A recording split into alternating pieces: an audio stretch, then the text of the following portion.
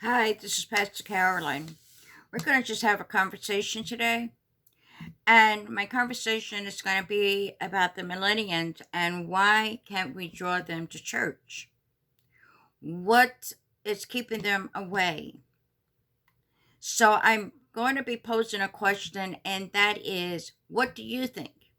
What is it that you think that is keeping the millennials, um, our youth, I would say from the ages from 18 to maybe 40, out of church, away from church? Well, or churches. Well, I have my own perspective. I have my own point of view. And because when I talk to young people, what I hear is scary when they think that Christians are hypocrites. That that's a real problem. Real problem. And I also heard that um they don't want to go to church because the churches are so full of tradition and they're old fashioned. They're still singing from hymns, hymn books, um, pastors still in robes. They don't look like them. Now, what I mean, decent in order is the call for the churches, and of course, we know that is what is going to happen. I mean, I'm quite sure no one's going to walk up in there indecent, but when I think what they mean when they say that preaching in robes, they're not looking like them. It's okay to dress down. It's okay for pastors to, if you're a man, to dress in a nice shirt and slacks without a tie. It's okay. For women, it's okay. You don't have to wear a robe in the pulpit. You can wear a nice dress. It's okay, or even slacks for that matter, with a nice blouse. You don't have to come with all that formality. And I think that's scaring them. That's running them away.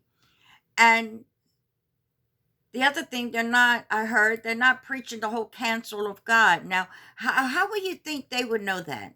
How do you think they would know that church is not preaching the whole counsel of God? I tell you what I think, because majority of them, yeah, they did go to church with their parents and their grandparents. And yeah, they know the word, they read the word, they study the word as well. But they rather stay home and watch um, evangelicals on television, and they're getting all kinds of junk. Not all of them. We have some good ones on there, but mass majority of the charismatic movement, you got all kinds of wild stuff going on. Yeah, God still has his prophet and prophetess. He still perform miracles. Nothing has changed. But God does not change. But what has changed is the atmosphere.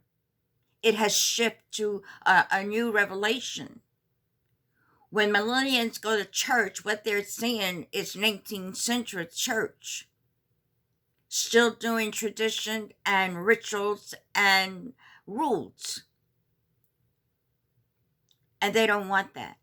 They want to be free. They want uh, not to be in bondage. They want to be able to worship, and there is no worship in some of these churches. And what do I mean by worship?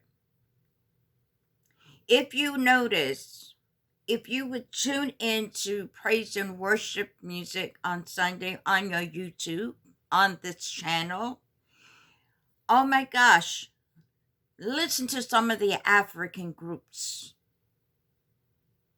Listen to some of the Japan groups, China groups, Brazilian groups.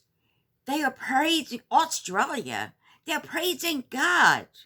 They're singing God's words back to him. I call it a love letter.